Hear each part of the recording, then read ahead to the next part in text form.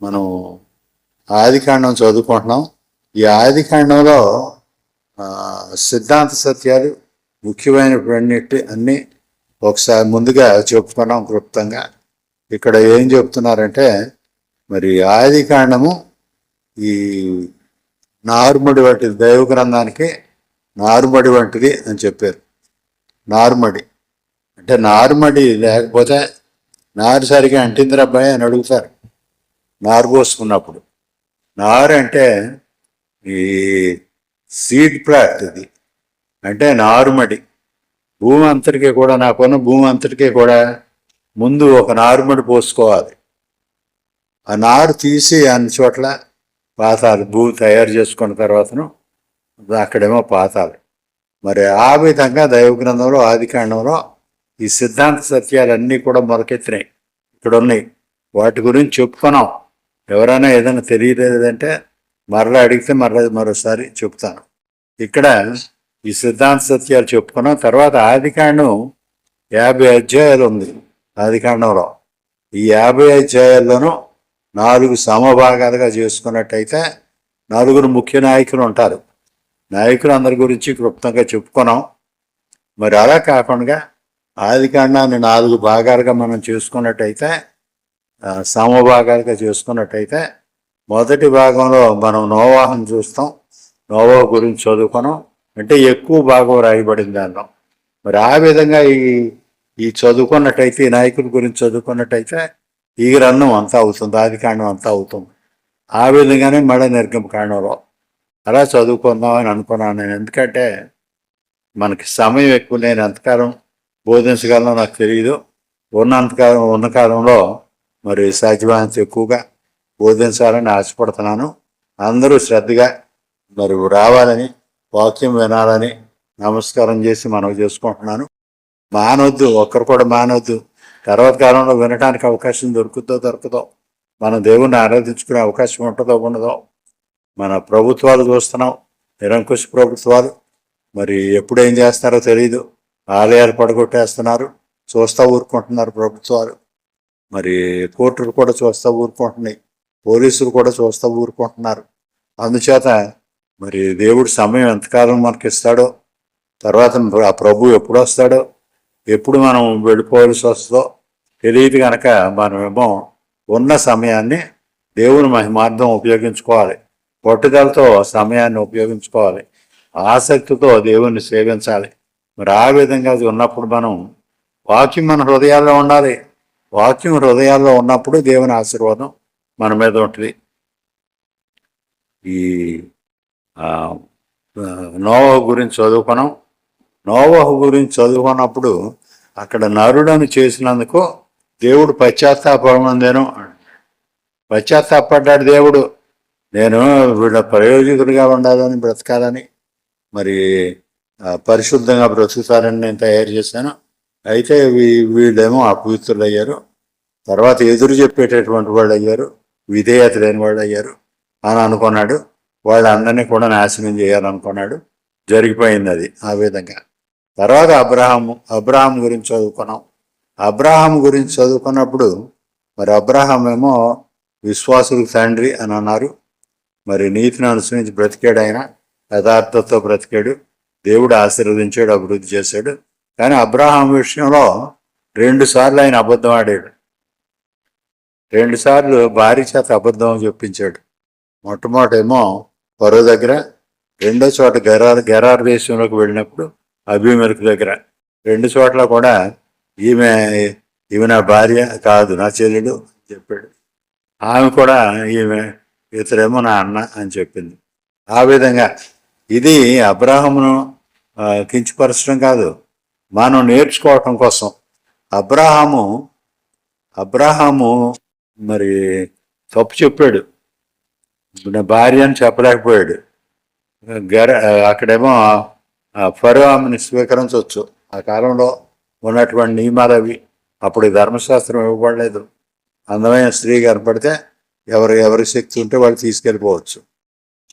మరి ఆ విధంగా అటువంటి కాలంలో దేవుడు కాపాడాడు. శారా యొక్క పాతివ్రత్యం చెడకొండగా దేవుడు కాపాడాడు. అబ్రహాము అబద్ధం చెప్పకుండా నిజం చెప్పినా కూడా దేవుడు కాపాడు ఉండను. అబ్రహాం ప్రాణం రాజు తీసేరాడు. దేవుడు సెలవిస్తే కానీ ఏమి చేయటానికి రాజుకు చేతనవ్వదు, చేయటానికి వీల్లేదు. మరి ఆ విధంగా అబ్రహాము అబద్ధం ఆడకుండా ఉండవలసింది. అబ్రహాము చేసిన తప్పు మనం చేయకుండా ఉండాలి, ధైర్యంగా నిలబడాలి. ప్రాణం తీసేస్తే అంతే కదా. ప్రాణం పోతే మనం ప్రభుత్వ సహవాసంలో ఉంటాం. పౌలు అదే చెప్పాడు, నేను వెళ్ళిపోవటమే నాకు క్షేమం, నాకు మేలు. మరి ఆ విధంగా ధైర్యంగా నిలబడి మనం బ్రతికినప్పుడు, విశ్వాస ఆ విధంగా ఉన్నప్పుడు దేవుని ఆశీర్వాదం మన మీద ఉంటుంది. అబ్రహాము చేసినటువంటి తప్పు మరలా ఇస్సాకు కూడా చేసినట్టుగా ఉంది. ఆయన కుమారుడు ఇస్సాకు రెబెక్కతో చెప్తున్నాడు, ఏమిటంటే నువ్వేమో నా చెల్లెలు అనే చెప్పు, నా అన్ననే చెప్పు అని చెప్పాడు. మరి ఆ రకంగానే ఇస్సాకు కూడా చేశాడు. అంటే తండ్రి అలవాట్లు పిల్లలకు వస్తాయి. అందుచేత మంచి అలవాట్లు కలిగి మనం ఉండాలి.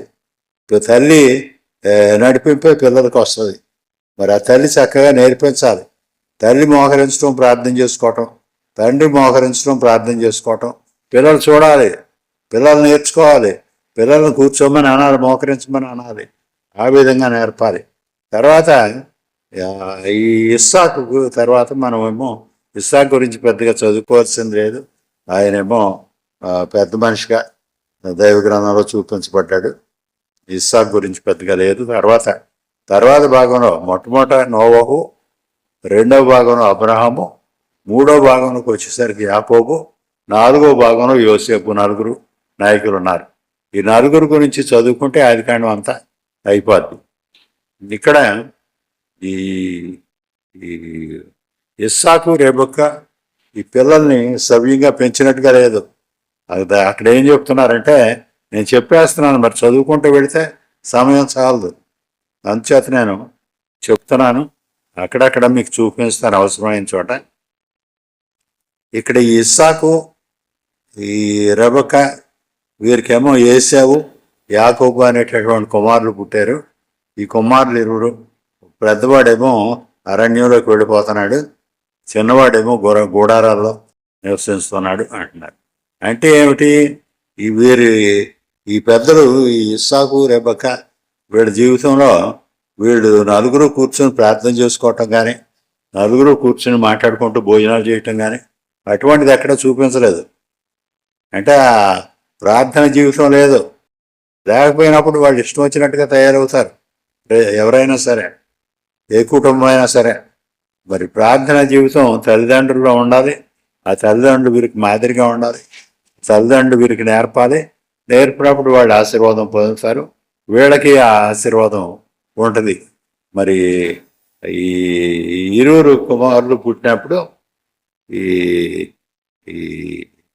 యాకోబు పెద్దతడి కాళ్ళు పట్టుకుని ఉన్నాడు, మడుపు పట్టుకుని ఉన్నాడు. ఏశావు బయటకు వచ్చాడు. అతడేమో శరీరం అంతా రోమాలతో ఉంది, ఎర్రని రంగుతో ఉన్నాడు. యాకోబు కిందకు ఏశావు కిందకి వచ్చేటప్పటికి, బయటకు వచ్చేసేటప్పటికి ఆ కాలు పట్టుకుని ఉన్నాడు యాకోబు. అందుకని అతన్ని మోసగాడు అని అన్నారు. యాకోబు అనేటువంటి మాటకి అర్థం కూడా అదే, మోసగాడనే, మోసాలు చేయగలడని. మరి ఆ విధంగా ఈ యాకోబు జీవనం ఆరంభమైంది. మరి ఆ తర్వాత ఈ కుటుంబంలో తల్లిదండ్రులు భక్తిశ్రద్ధలు నేర్పాలి. పిల్లలు నలుగురిని సమానంగా ప్రేమించాలి. నలుగురున్నా, ఎనమండుగురున్నా, ఇద్దరున్నా, ఒక్కడున్నా అందరినీ కూడా మరి బాధ్యతతో పెంచాలి. సమానంగా చూడాలి అందరినీ. అలా కాకుండా ఏశావు ఏమో తండ్రికి ఇష్టమట, ఈ యాకోబు ఏమో తల్లికి ఇష్టమట. ఆ విధంగా చేసి ఇప్పుడు కూడా చూస్తాం కుటుంబాల్లో. ఆ విధంగా చేసి తగులు పెంచుతారు వాళ్ళిద్దరి మధ్య మనం ప్రేమ పెంచాలి.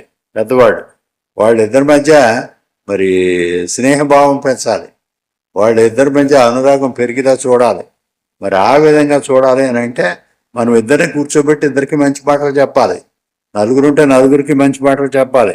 ఆ నలుగురితోనూ కూర్చొని తల్లిదండ్రుడేమో ప్రార్థన చేసుకోవడం నేర్పాలి. ఆ నలుగురితోనూ కూర్చొని వాక్యం చదువుకోవాలి. ఆ నలుగురితోనూ కూర్చొని భోజనాలు చేయాలి. మంచి మాటలు వాళ్ళకి చెప్పాలి, ప్రభు ఏర్పాట్లు వాళ్ళకి చెప్పాలి, దేవుని ఏర్పాట్లు. మా నాయనమ్మ దగ్గర నుంచి మా తండ్రి గారు అందరూ కూడా మాకు చెప్పింది ఏమిటంటే అన్నం పరబ్రహ్మ స్వరూపం అనేవారు వాళ్ళు. ఆ కాలంలో ఆ మాటలు అంటే దేవుని స్వరూపం అని. మరి ఆహారం ప్రభువారి మరి లక్షణాల్లో ఒకటి ఆహారం పాడు చేసుకోకూడదని, ఇలాగే ఏవో ఒకటి అబద్ధం ఆడకూడదని, మరి ధర్మం చెయ్యాలని, ధర్మంగా మనం బ్రతకాలని ఈ మాటలు చెప్పుకుంటా ఉండాలి. వాక్యం చదువుకోవాలి, చదువుకున్న వాక్యం మీరేమో చెప్తా ఉండాలి. మరి ఆ విధంగా మనం ఉన్నప్పుడు పిల్లలు ప్రయోజకులు అవుతారు. వాళ్ళు కూడా నేర్చుకుంటారు, వాళ్ళు కూడా దేవుని మార్గం బ్రతుకుతారు. మనం ఈ ప్రయత్నం చేసినప్పుడు మన ప్రయత్నంలో లోపం ఉంటుంది, ఉన్నప్పటికీ కూడా దేవుడు ఆశీర్వదిస్తాడు. ఎందుకంటే మన ప్రయత్నం చిత్తశుద్ధితో కూడింది కనుక. నేను అన్నీ బోధించలేదు, మరి నా పిల్లలు ఇద్దరు కూడా భక్తి శ్రద్ధల్లోనే ఉంటారు, కానీ ఆ ప్రయత్నం నేను చేశాను. మరి నా భార్య ఎక్కువగా చేసింది, ఈ అవకాశం ఉన్నంత వరకు నేను చేశాను, దేవుడు ఆశీర్వదించాడు. ఆ విధంగా ప్రతి కుటుంబాన్ని దేవుడు ఆశీర్వదిస్తాడు. అదే నేను కోరుకునేది, అందరికీ నేను చెప్పేది అదే. భక్తి శ్రద్ధలు మనలో ఉండాలి, మనలో ఉండటం కాదు, మనలో ఉన్నట్టుగా పిల్లలు చూడాలి, మరి పిల్లలకి మనం నేర్పాలి. ఆ విధంగా మనం ముందుకు నడిపించాలి.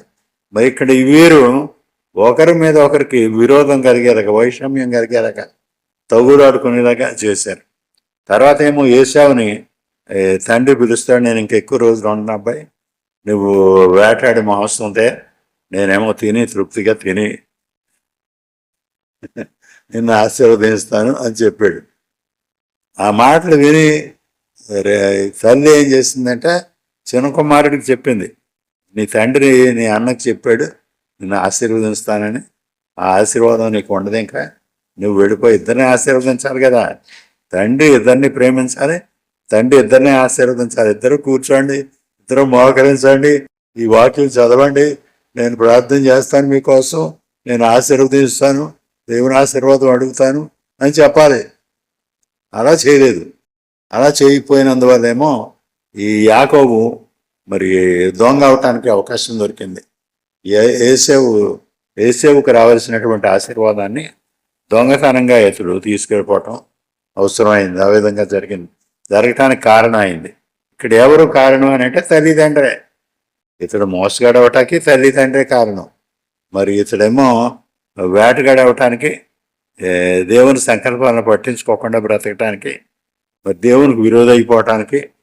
తర్వాత అతడు ఏసేవుని గురించి చూసుకున్నట్టయితే ఏసేవేమో ఏదోని తోటకి ఎదురుగా ఉన్నటువంటి ఏదోము అనేటటువంటి ప్రాంతంలో మరి నివసించాడు అని ఉంది. అయితే దేవుని సంకల్పంలో లేడు, దేవుడు ఇచ్చినటువంటి వాగ్దత్త దేశంలో లేడు, వేరేగా మరి ఆ విధంగా వెళ్ళిపోవాల్సి వచ్చింది. ఎందుకు అంటే తల్లిదండ్రులు నిర్లక్ష్యం. అందుచేత మన బాధ్యతను మనం నిర్వహించుకుంటున్నామా? పిల్లల్ని ప్రేమించడం అంటే వాళ్ళకి మంచి మంచి బట్టలు కొనటం కాదు, మంచి ఆహారం పెట్టడం కాదు. పిల్లలను ప్రేమించడం అంటే భక్తి శ్రద్ధను మనం అలవరుచుకోవాలి, వాళ్ళకి అలవరచాలి. మనతో పాటు కూర్చోబెట్టుకుని వాళ్ళ వాక్యం చదివించాలి, వాక్యం వినిపించాలి, చదివించాలి. మరి ఆ విధంగా మనం చేసినప్పుడు దేవుని ఆశీర్వాదం మన మీద ఉంటుంది. మరి తర్వాత ఏమో యాకోబును వెళ్ళిపోమన్నారు, ఇక్కడి నుంచి వెళ్ళిపో, నువ్వేమో వెళ్ళిపోయి అక్కడ మనం ముందున్నటువంటి వీళ్ళేమో యాకోబును, ఈ యాకోబు తండ్రి ఇస్సాకు ఆ కుటుంబం అంతా కూడా ఇక్కడ ఉన్నారు, దేవుడు వాగ్దానం చేసినటువంటి దేశంలో ఉన్నారు. కానీ వాళ్ళు విడిచిపెట్టేసి వచ్చినటువంటి దేశంలో వీరున్నారు.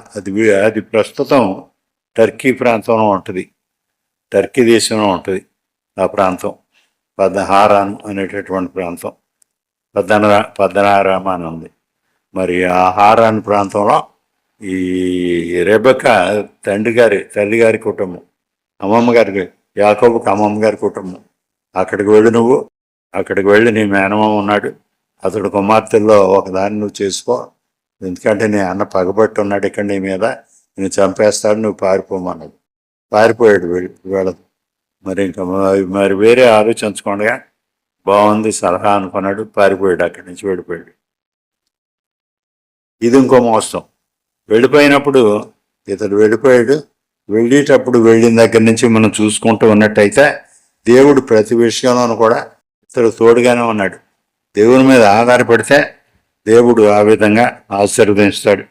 మరి ఇతడు ఈ ఈ భాగంలో, ఈ ప్రయాణంలో మరి ఎక్కడెక్కడ ఆగాడు, ఏం చేశాడు అన్న విషయాలు చదువుకున్నట్టయితే మనం చాలా సంగతులు దీని నుంచి గ్రహించుకోగలుగుతాం. దేవుడు ఎప్పుడు కూడా తోడుగా ఉన్నాడు.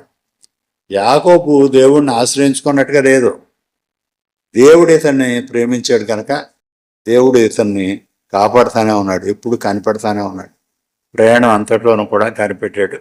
ఇతడేమో మరి ప్రార్థన చేసుకున్నాడు. ఏమిటంటే వెళ్ళేటప్పుడు ఇతడు ఇక్కడ 2 ప్రార్థనలు ఉంటాయి. యాకోబు చేసినటువంటి ప్రార్థనలు 2 ఉంటాయి. 28వ అధ్యాయం చూడండి. 28వ అధ్యాయంలో ఇతడేమో నువ్వు నాకు సహాయం చేస్తే, నాకు తోడుగా ఉంటే నేను నీకేమో నిన్ను ఆరాధిస్తాను, నిన్ను మహింపరుస్తాను, నీకు దశంభాగం ఇస్తాను, ఈ విధంగా చెప్తున్నాడు. 20వ వచనం చూడండి. అప్పుడు యాకోబు నేను తిరిగి నా తండ్రి ఇంటికి క్షేమంగా వచ్చినట్లు దేవుడు నాకు తోడయ్యుండి నేను వెళుచున్న ఈ మార్గములలో నన్ను కాపాడి తినుటకు ఆహారమును ధరించుటకు వస్త్రములను నాకు దయచేసిన ఎడల యెహోవా నాకు దేవుడయ్యుండును, మరియు స్తంభముగా నిలిపిన ఈ రాయి దేవుని మందిరమగును, మరియు నీవు నాకు ఇచ్చు యావత్తులో 10వ వంతు నిశ్చయముగా నీకు చెల్లించేదనని మొక్కుకొనెను. ఇక్కడ ప్రార్థన చేశాడు. ఈ ప్రార్థన ఏమిటంటే, నాకు నువ్వు ఇస్తే నువ్వు దేవుడు అనుకుంటాను, నాకు నువ్వు ఇస్తే నీకేమో నేను తిరిగి దశంభాగం ఇస్తాను, ఈ విధంగా కోరుతున్నాడు. షరతులు, దేవునికి షరతులు పెడుతున్నాడు. ఇది మరి పరిశుద్ధులైనటువంటి వాడు చేయవలసిన ప్రార్థన కాదు, భక్తిపరులైనటువంటి వాడు చేయవలసినటువంటి ప్రార్థన కాదు. నేను విజయ ప్రభువాన్ని నమ్మకంతో అడగాలి, విశ్వాసంతో అడగాలి. విజయ నాకు ఈ పని మీద వెళ్తున్నాను, నాకు సహాయం చెయ్యి అని అడగాలి. నీకు సమస్తం సాధ్యం కనుక నువ్వు సహాయం చెయ్యి అని అడగాలి. ఇతడు నువ్వు నాకు దేవుడు అవుతావు అంటున్నాడు. నన్ను మార్గంలో నన్ను కాపాడి తినుటకు ఆహారమును ధరించుకునేటకు వస్త్రములను నాకు దయచేసి నీడల యెహోవా నాకు దేవుడు అయ్యుండును. లేకపోతే ఆయన దేవుడు కాడు. మరి ఈ విధంగా ప్రార్థన చేశాడు. తర్వాత ఇతడు చాలా కాలం శ్రమను అనుభవించాడు. మరి దేవుడు ఎప్పటికప్పుడు కనిపెడతానే ఉన్నాడు, సహాయం చేస్తానే ఉన్నాడు. ఇతడు శ్రమలు పడిన తర్వాతను ఒక 20 సంవత్సరాలు గడిచిపోయిన తర్వాతను తిరిగి వచ్చే సమయంలో ఇక్కడ ప్రార్థన చేస్తాడు. ఈ ప్రార్థనకి ఆ ప్రార్థనకి తేడా చూడండి. 32వ అధ్యాయంలో 9వ వచనం. అప్పుడు యాకోబు, నా తండ్రి అయిన అబ్రహాం దేవా, నా తండ్రి అని ఇస్సాకు దేవా, నీ దేశమునకు నీ బంధువుల యొద్దకు తిరిగి వెళ్ళుము, నీవు మేలు చేసేదనని నాతో చెప్పిన యెహోవా, నీవు నీ సేవకునికి చేసిన సమస్తమైన ఉపకారములకును సమస్త సత్యమునకును అపాత్రుడను. ఎట్లనగా నా చేతికర్రతో మాత్రమే ఈ యోర్దాను దాటిదని, ఇప్పుడు నేను 2 గుంపులు అయితేనే నా సహోదరుడైన యేసేవు చేతి నుండి దయచేసి నన్ను తప్పించము, అతడు వచ్చి పిల్లలతో తగిని నన్ను చంపునేమో అని అతను భయపడుచున్నాను. నేను నీకు తోడయ్యి నిశ్చయముగా మేలు చేయవచ్చు, విస్తారమొకటి వలన లెక్కింపలేని సముద్రపు ఇసుక వలె నీ సంతానము విస్తరింపజేస్తుందని చేయుదనని సెలవిచ్చితివే అనను. ఇక్కడ వాస్తవాలు మాట్లాడుతున్నాడు. ఇక్కడ అప్పటికే మరి అబ్రహాముని దేవుడు ఆశీర్వదించాడని తెలుసును కదా. ఏశావుని మరి ఇస్సాకుని ఏ విధంగా దేవుడు ఆశీర్వదించాడో తెలుసును. మరి ఇక్కడ చెప్తున్నాడు, నువ్వు వాగ్దానాలు చేసావు, నువ్వు చెప్పావు, నీ సేవకు నువ్వు చేసినటువంటి మేలు అంతా ఎంత కాదు, అనేక విధాలుగా నాకు సహాయం చేసావు, నేను చేతికరతోనే మాత్రమే వచ్చాను, ఇప్పుడేమో సమస్తం నాకు ఇచ్చావు, అందుచేత ఏమో నీకు స్తోత్రాలు అంటున్నాడు. ఇక్కడేమో ఇది నిజమైనటువంటి మారు మనసు పొందాడు, మరి పశ్చాత్తాపడ్డాడు, మరి దేవుని సహాయం అన్ని విధాలా పొందాడు. పొందిన తర్వాతనేమో ఇతడు ఈ విధంగా ప్రార్థన చేస్తున్నాడు. అంచేత మన ప్రార్థన కూడా ఏ విధంగా ఉంది అని మనం ఆలోచించుకోవాలి. ఏమిటి, నువ్వు నాకు ఈ పరీక్ష పాస్ అయితే నేను స్తుతిస్తాను. అది కాదు, దేవుని కండిషన్ అలా పెట్టకూడదు. నాకు జ్ఞానం ఇయ్యి, నాకు శక్తి ఇయ్యి, చదువుకోవటానికి అవసరమైన శక్తి నాకు ఇయ్యి, నేర్చుకోవటానికి అవసరమైనటువంటి జ్ఞానం నాకు ఇయ్యి అని ప్రార్థన చేసుకోవాలి. మరి ఈ ఉద్యోగం వస్తే నువ్వు దేవుడు అనుకుంటాను అంటారు, అది ప్రార్థన కాదు. మరి ఈ వ్యాపారం ఫలిస్తే నేను స్తుతిస్తాను, నీకు దశంభాగం ఇస్తాను, అది కాదు. ఉన్నదానిలోనే దశంభాగం ఇవ్వాలి. ఇస్తుంటే దేవుడు ఆశీర్వదిస్తాడు, ఇవ్వకుండా దేవుడు ఆశీర్వదించడు. ఇవ్వాలి. మన ఉన్నదానిలో దేవుని ఏర్పాటు ఏమిటి, దేవుని ఏర్పాట్లు అన్ని విధాలా అనుసరించడానికి మనం సిద్ధపడి ఉండాలి. విశ్వాసం అందరూ కూడా ఆ విధంగా ఉండాలి. దేవుని ఏర్పాట్లను అనుసరించడం అంటే మనం దేవుని చిత్తానికి లోపడాలనే విషయాల్లోనూ ప్రార్థన చేసుకోవటం మానకూడదు. పిల్లలకు మాదిరి చూపించాలి, దశంభాగం ఇవ్వాలి, ఆరాధనకు వెళ్ళటం మానకూడదు. ఇవన్నీ కూడా మనం చేస్తూనే ఉండాలి. దేవుడు చేయటం సంగతి తర్వాత, మనం చేస్తుంటే దేవుడు చేస్తాడు. దేవుడు కాడా, మరి సహాయం చేయకపోతే దేవుడు కాడా? దేవుడే. దేవుడు మనకు సహాయం చేశాడు, ఎన్నో సహాయాలు చేశాడు, ఎంతకాలంగానో సహాయం చేశాడు. ఇప్పుడు ఇది చేస్తేనే నువ్వు దేవుడు అంటాను అని అనుకున్నట్టయితే అది తెలివి తక్కువ అవుతుంది.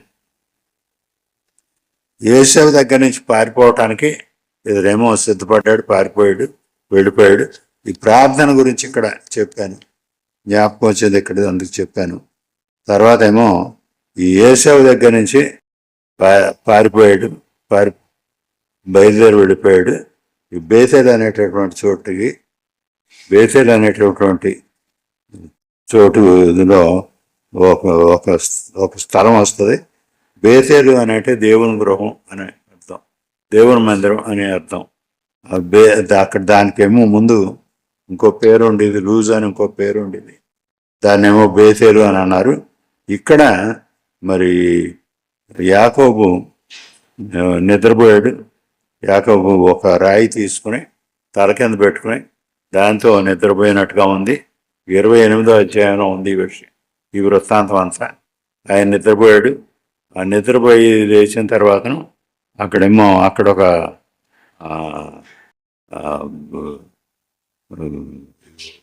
ఒక రాయి, చిన్న రాయి తీసుకొని తలగడి కింద వాడుకుంటూ నిద్రపోయాడు. నిద్రలో అతడేమో స్వప్నం చూశాడు. ఆ స్వప్నంలో మరి ఆకాశాన్ని అంటుతూ నిచ్చెన ఉంది. ఆ నిచ్చెన మీదకి దేవదూతలు ఇటు అటు దిగుతూ వెళుతూ ఎక్కుతూ దిగుతూ ఉంటున్నారు. ఇది చూశాడు. చూసి ఇదేమో అమ్మో ఇది దేవుని మందిరం, ఇది ఇక్కడ ఉన్నాను నేను అని అనుకున్నాడు. అక్కడేమో ప్రార్థన చేసుకున్నాడు. అక్కడ ప్రార్థన చేసుకుని మరి దేవుడు సహాయం చేస్తే నాకు, మళ్ళీ ఇక్కడ కూడా కండిషనే, దేవుడు నాకు సహాయం చేస్తే తిరిగి వచ్చేటప్పుడు ఇక్కడేమో బలిపీఠం కడతాను అని ప్రార్థన చేస్తాడు. తర్వాత ఏమో మరి హారాను అనేటటువంటి స్థలానికి అమ్మమ్మ గారి ఊరు వెళ్ళిపోయాడు. అక్కడికి వెళ్ళిపోయాడు. వెళ్ళిన తర్వాత అక్కడ అనుకుంటాడు, అక్కడ దేవుని చిత్తం కనిపెట్టడం కోసం ఆలోచిస్తాడు. ఏమిటంటే నాకు నేను ఎలా గ్రహించగలుగుతాను, నాకేమో మరి సహాయం చేయమని ప్రార్థించుకుంటూ ఉంటాడు. అక్కడేమో అడుగుతాడు, ఎవరినో అడుగుతాడు. ఏమిటి అడుగుతాడంటే ఈ లాభాన్ అన్నటువంటి అతడి కుటుంబం గురించి, వాళ్ళు నీకు తెలుసునా అని అడుగుతాడు. తెలుసును, బాగానే ఉన్నాడు అంటాడు. తర్వాత ఏమో అదిగో అతడు కుమార్తె రాహేలు వస్తుంది, ఆమెమో అతడికి మా తండ్రి మందను మేపుతూ ఉంటుంది, ఆమె వస్తుంది అని చెప్తాడు. చెప్పినప్పుడు ఇతడేమో మరి రాహేల్తో మాట్లాడతాడు. ఆమె అందరికి నీళ్లు పెడతాడు. లాబాను ఇంటికి వెళతాడు. వెళ్ళిన తర్వాతనేమో లాబాను అడుగుతాడు, నేను చిన్న కుమార్తెను ప్రేమిస్తున్నాను, నేను వివాహం చేసుకుంటాను అని అడిగినప్పుడు నాకేమో నీకు 7 సంవత్సరాలు నేను పని చేస్తాను, ఇక్కడ నీ మందలు మేపుతాను, 7 సంవత్సరాలకు నాకేమో నీ చిన్న కుమార్తెని ఇయ్యి అని అడుగు. ఇతడు మోసం చేసి వాళ్ళకి మోసమే ఎదురవుద్ది. ఇతడు తండ్రిని మోసం చేసి మరి ఆశీర్వాదం పొందాడు, అన్నగారిని ముందుగానే మోసం చేసి జ్యేష్ఠత్వం పొందాడు. మరి వీళ్ళని తప్పించుకుని ఇక్కడికి వచ్చాడు. ఇక్కడికి వచ్చిన తర్వాతనేమో లాభాన్ దగ్గర 7 సంవత్సరాలు నౌకరీ చేయటానికి రాహేల్ను పెళ్లి చేసుకోవటానికి నిర్ణయం చేసుకున్నాడు. ఈ లాభాన్ ఏం చేశాడంటే పెద్ద కుమార్తెని ఇచ్చాడు. పెద్ద కుమార్తె లేయాకి కళ్ళు కొంచెం తేడాగా ఉంటాయట, అదేమిటో మనకు తెలియదు, జబ్బు కలగలది అని ఉంది. మరి ఇతడు రాత్రి అయిపోయింది, పెద్దలను పిలిచారు, భోజనాలు చేశారు. రాత్రి ఏమో వివాహం జరిగిపోయింది. ముందు పెళ్లి చూపులు ఇటువంటి నిశ్చితార్థాలు ఇటువంటివి లేవు ఆ సమయంలో. అయిపోయింది వివాహం. ఉదయం చూసుకున్నాడు, రాహేల్ రాలేదు, ఈ లేయా వచ్చింది. అప్పుడు నువ్వు మోసం చేసావు నన్ను అని మా అంగారిని అడిగితే అప్పుడు అతడు చెప్తాడు, పెద్ద కుమార్తెకి చేయకుండా చిన్న కుమార్తెకు వివాహం చేయటం పద్ధతి కాదు కదా, అందుచేత నువ్వు మరో 7 సంవత్సరాలు నువ్వు చెయ్యి, అప్పుడేమో నా చిన్న కుమార్తెని కూడా ఇస్తాను అని అంటాడు.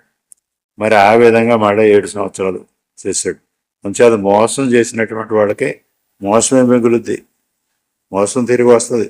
అందుకనే గలతీయులకు రాసిన పత్రికలో పౌలు చెబుతాడు, మోసపోకుడి, దేవుడు వెక్కిరింపబడు, మనుషుడు ఏ పంటను విత్తుతాడో ఆ పంటనే కోస్తాడు, ఏ విత్తనం అయితే విత్తుతాడో ఆ పంటనే కోస్తాడు. మంచిని ఆత్మ సంబంధమైనటువంటి వాటిని విత్తితే ఆత్మ సంబంధమైనటువంటి పంటను కోస్తాం.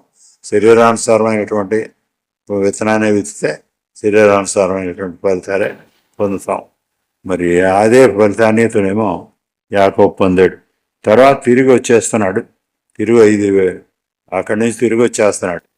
ఏ విధంగానంటే యాకోబుకి మోసగాడు అన్నటువంటి పేరు కరెక్ట్గా సరిపోయింది. ప్రతి చోట మోసమే. అక్కడ కూడా మళ్ళీ మాంగారికి చెప్పకుండా, మరి సెలవు తీసుకోకుండా, మరి భార్యలను పని దగ్గరికి కబురు పెట్టి పిల్లలను తీసుకెళ్ళి మందంతటిని తీసుకుని ఈ ఎదురు సంపాదించుకున్న మందను తోలుకుని పనివాడిని దాసదాసీలను అందరినీ తీసుకుని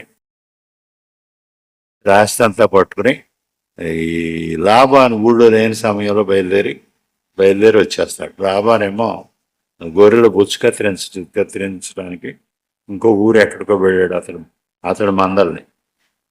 ఇతడు వాటా అంతా తీసుకుని ఇతనేమో బయలుదేరి తిరిగి వచ్చేస్తాడు. వచ్చేసిన తర్వాత మరి రహస్యంగా ఇతడు వస్తాడు. వచ్చేసిన తర్వాత ఇక్కడ ఆగేటటువంటివి చూసినట్టయితే ముందు గిరాద్ అనేటటువంటి చోట ఆగుతారు. గిరాద్ అనేటటువంటి చోట సంటి పిల్లలు ఉంటున్నారు. మరి ఈ పెద్ద ఆస్తి అతడికి ఒంటిలో ఉన్నాయి, మరి గొర్రెలు ఉన్నాయి, పశువులు ఉన్నాయి, మరి గాడిదలు ఉన్నాయి. ఇవన్నింటినీ కూడా తీసుకువెళ్ళటం, వీటిని అన్నింటినీ నిదానంగా తోలుకొని వెళ్ళటం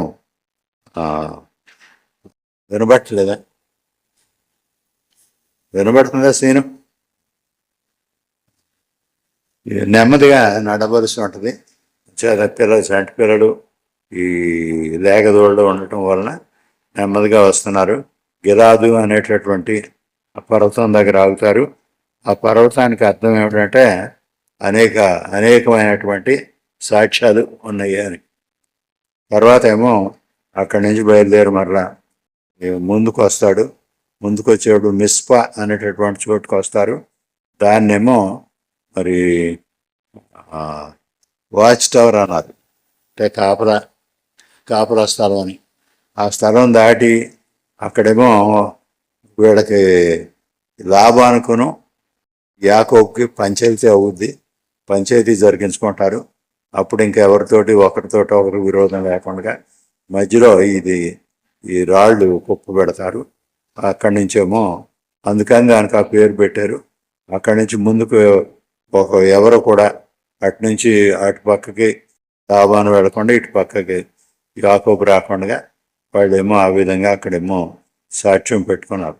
తర్వాత తర్వాత చోటేమో మరి మహానయం అని పెట్టారు. ఇక్కడేమో రెండు క్యాంపులు దేవదూతలు ఉన్నట్టుగా ఉంది.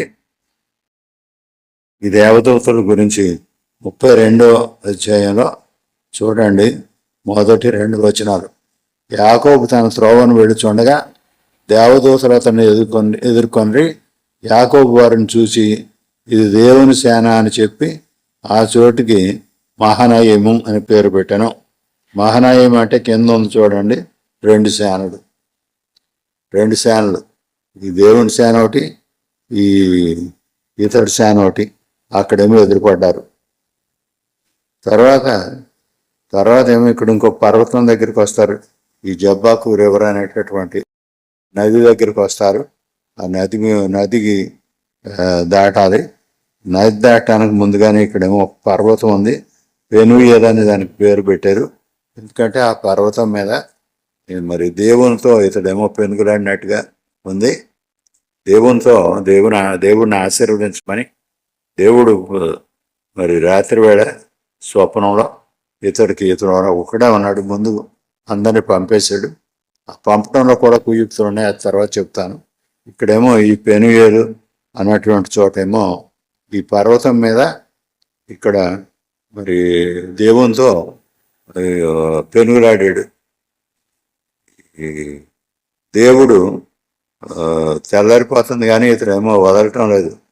దేవునితోనూ మనుషులతోనూ కూడా నువ్వు పోరాడేవు, అంచేత నీ పేరు ఇజ్రాయేల్ అని మారుస్తాను, నువ్వు అందరితోనూ గెలుస్తావు అని దేవుడు అతడికేమో పేరు మార్చినట్టుగా ఉంది.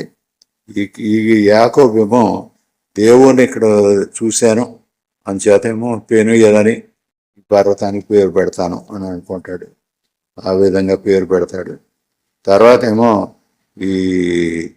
ఈ సైన్యం ముందుకు వచ్చి అక్కడేమో ముందుకు వస్తారు. వచ్చేటప్పుడు ఇక్కడ చూడండి, ఇక్కడ ఏశావు వస్తాడేమో. ఏశావును మోసం చేసి పారిపోయాడు కదా, ఆ భయం ఉండిపోయింది.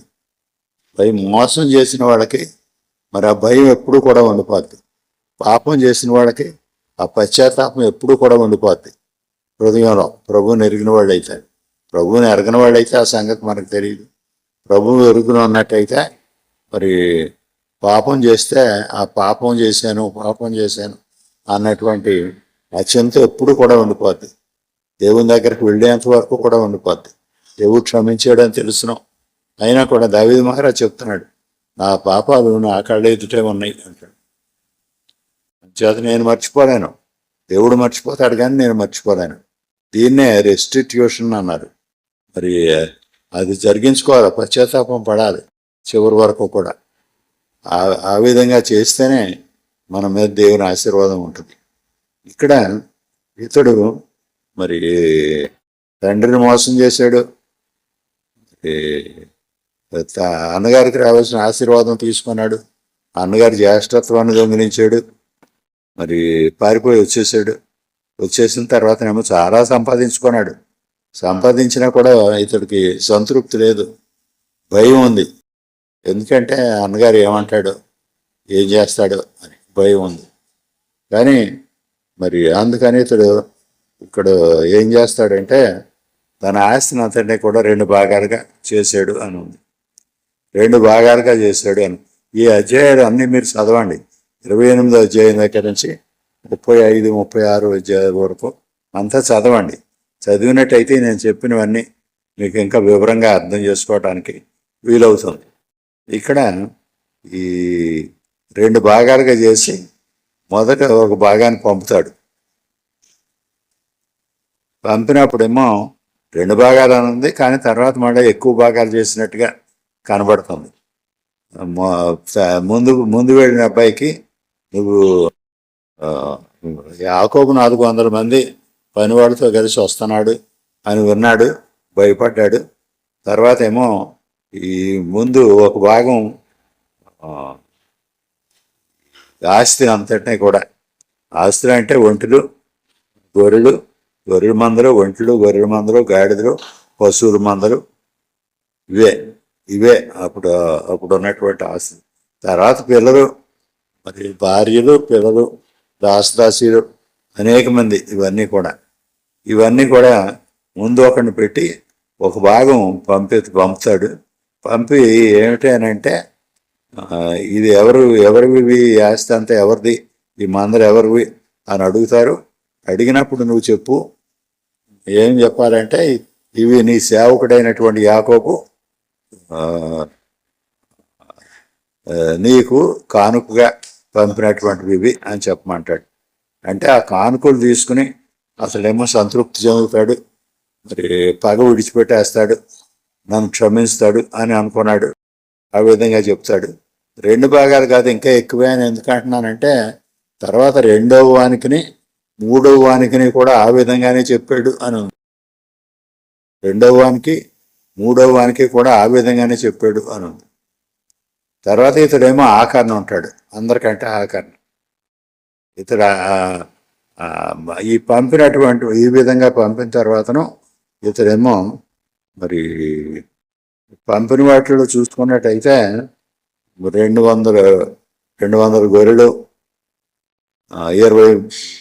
200 ఆడుగొర్రెలు, 20 పోతు గొర్రెలు, తర్వాత ఏమో 200 మేకలు, 20 పోతు మేకలు, తర్వాత ఏమో 20 ఒంటెలు, 10 ఏమో మగ ఒంటెలు.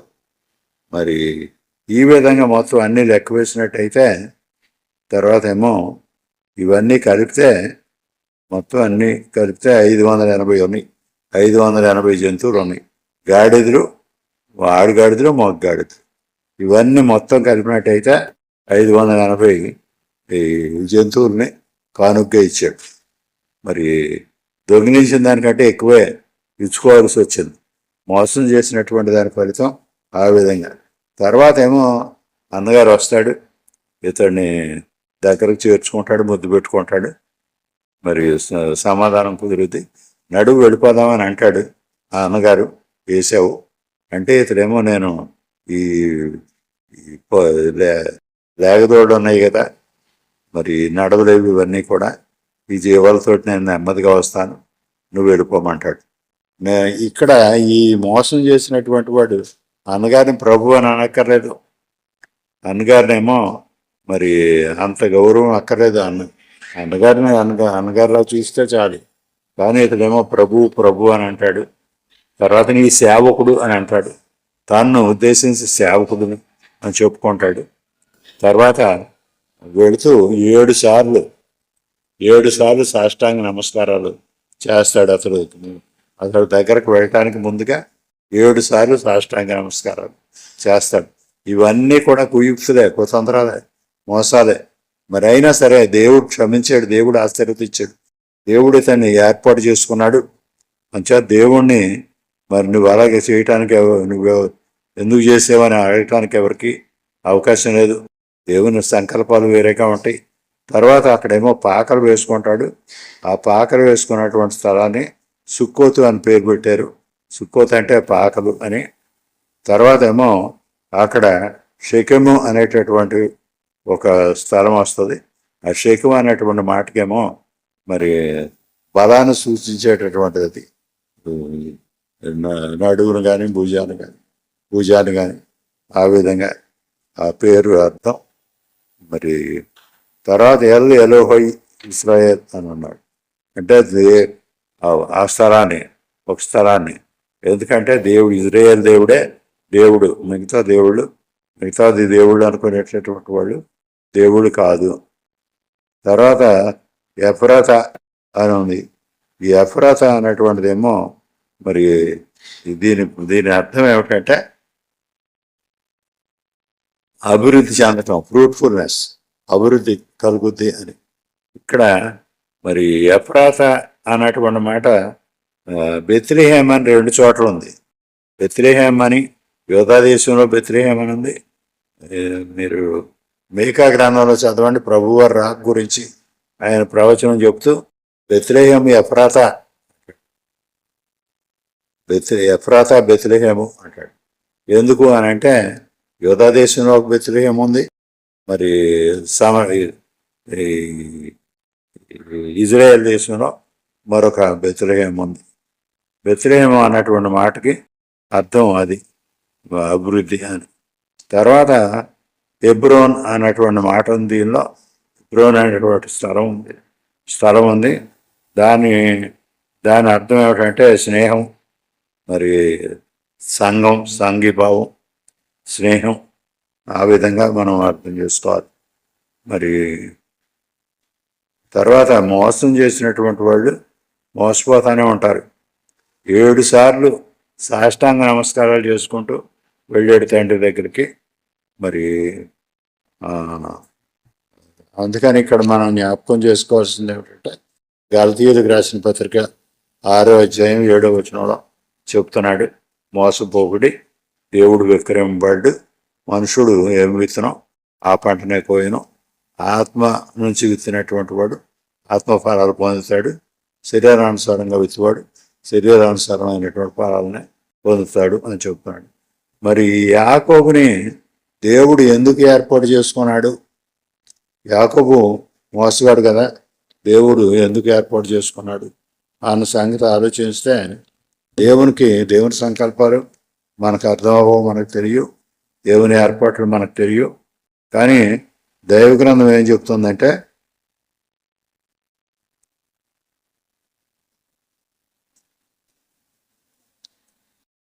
రోమా పత్రిక 9వ అధ్యాయం 10వ వచనం చూడండి.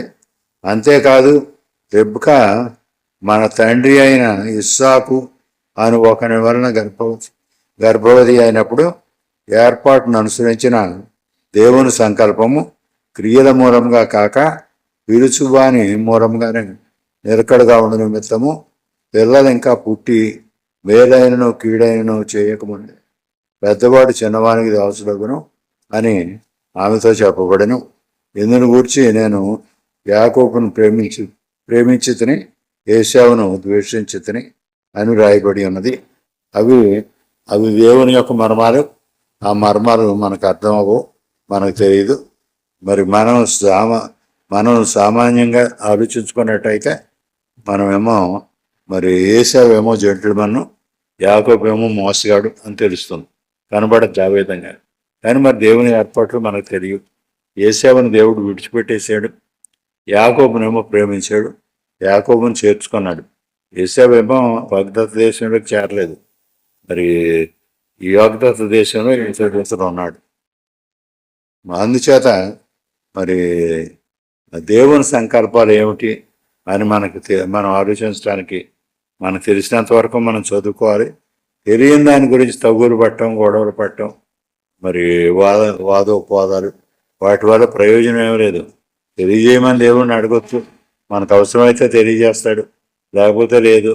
అందుకనే నేను చెప్పాను, మరి ద్వితీయోపదేశకాండం 29వ అధ్యాయం 29వ వచనం అందరూ జ్ఞాపకం పెట్టుకోండి, అది చదువుకోండి.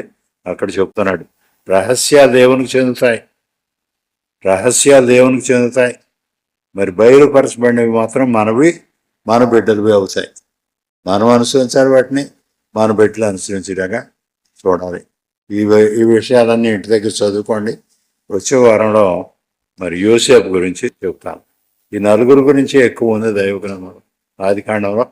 అంచేత ఈ నలుగురు గురించి చదువుకుంటే ఆదికాండం పూర్తవుతుంది. వచ్చే వారం యోసేపు గురించి, దేవుని చిత్తం అయితే యోసేపు గురించి చదువుకుందాం. తర్వాత నిర్గమకాండంలోకి వెళ్తాం. అందరూ వచ్చినందుకు సంతోషం.